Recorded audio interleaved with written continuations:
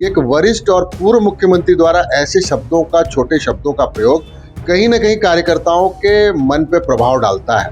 कम से कम मुझे गिलहरी के जैसे याद तो किया जाएगा कि एक बूंद पानी ले जाकर मैंने अपना योगदान उसमें सुनिश्चित किया। उसके बाद दूसरा प्रकरण, उन्होंने कार्यकर्ताओं को स्लीपर सेल कहा, तो स्वाभाविक है कि जवाब तो देना पड़ेगा। अगर गलत के खिलाफ हम आवाज नहीं उठा सकते तो फिर जिंदा होना या मनुष्य होने की कोई हम पात्रता नहीं रखते। वरिष्ठ कांग्रेसी नेता अरुण सिंह सिसोदिया इन दिनों काफी चर्चा में हैं। उन्होंने अपने संगठन को 2 पत्र लिखे हैं और 2 पत्र लिखने के बाद संगठन के अंदर भूचाल सा आ चुका है। तीसरे पत्र की भी तैयारी है। क्या है पूरा मामला, सिसोदिया से जानते हैं। लेकिन अपने ही संगठन के खिलाफ मोर्चा खोलना आसान बात नहीं है। क्यों ये नौबत आई और किस लिए वे आगे आकर के ये सारी चीजें कर रहे हैं? सिसोदिया जी, अपने ही संगठन में आप मोर्चा खोल रहे हैं, क्या कारण है इसमें? देखिए, पिछले 15 वर्ष पहले जब भारतीय जनता पार्टी का शासन रहा, एक कांग्रेस के कार्यकर्ता हम सब ने मिलकर मेहनत की, पसीना बहाया, भूपेश बघेल जी के नेतृत्व में सरकार लाए।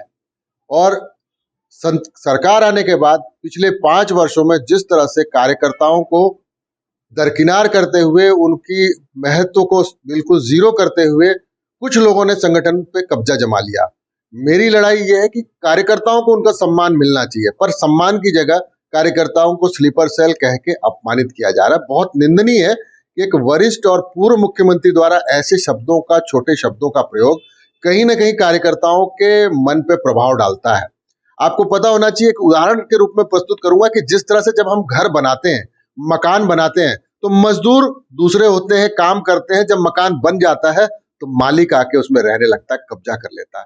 सेम स्थिति इस संगठन में कांग्रेस पार्टी की सरकार में हुआ कि कार्यकर्ताओं ने मिलकर प्रदेश अध्यक्ष और सारे जितने भी पदाधिकारी थे, जिला अध्यक्ष, ब्लॉक अध्यक्ष, जोन अध्यक्ष, बूथ अध्यक्ष, मिलके उन मजदूरों ने ये घर बनाया और इस घर से ही उन्हें बेघर कर दिया। पीड़ा यही है कि सरकार आने के बाद संगठन का जो हाल हुआ, उसके कारण कार्यकर्ता निराश हुआ, हताश हुआ और परिणाम यह हुआ कि छत्तीसगढ़ की जनता ने कांग्रेस सरकार को बिल्कुल से नकार दिया।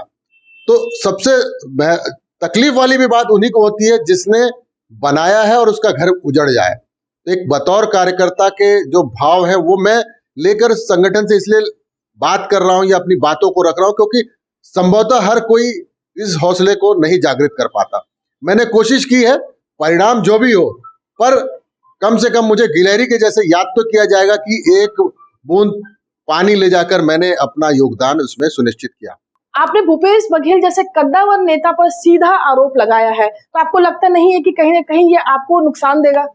देखिए, मैं एक सैनिक हूँ और ऊपर से क्षत्रिय हूँ। ये दोनों ऐसी कौम होती है जो कि युद्ध में या लड़ाई में जब निकल जाती है तो परिणाम उसके मन में पहले से पता होता है और वो युद्ध करने तभी जाता है जब उसे जीत भी दिख रही होती है। मेरी जो लड़ाई है, सैद्धांतिक लड़ाई है और संगठन के भीतर की लड़ाई रही है। मैंने जो पत्र भी लिखा, मैंने भूपेश बघेल जी पे कोई सीधा आरोप नहीं लगाया था, मैंने भूपेश बघेल जी का नाम भी नहीं लिया था।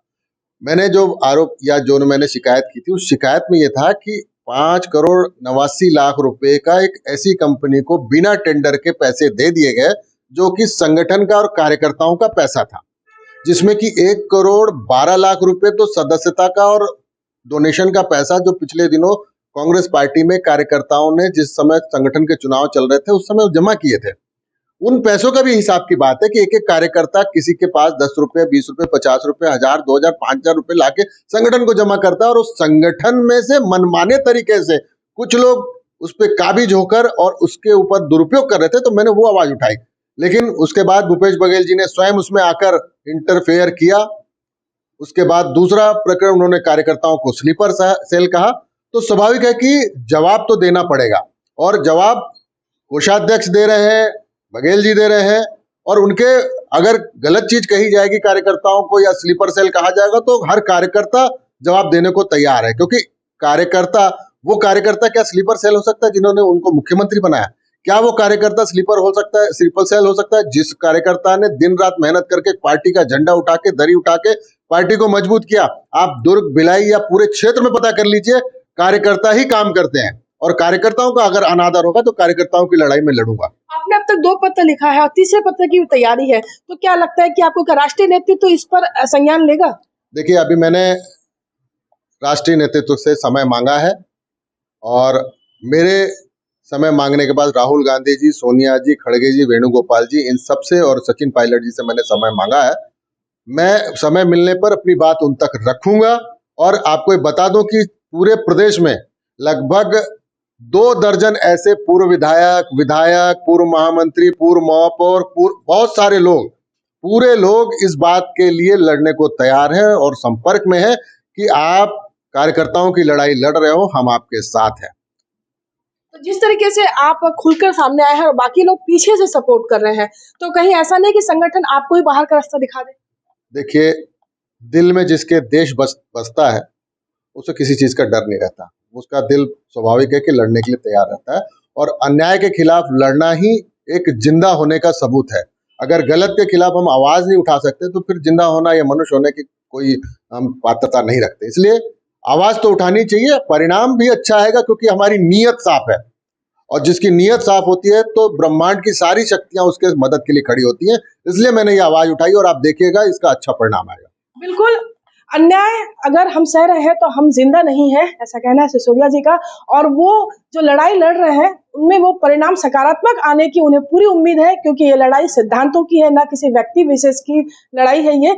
तो आने वाले समय में जो भी अब तीसरे पत्र में क्या होगा, क्या नया पुलिंदा सामने आएगा शिकायतों का, वो तो समय बताएगा। लेकिन फिलहाल 2 पत्रों से हड़कंप जरूर मचा हुआ है। कोमल धनेसर, IBC 24, भिलाई।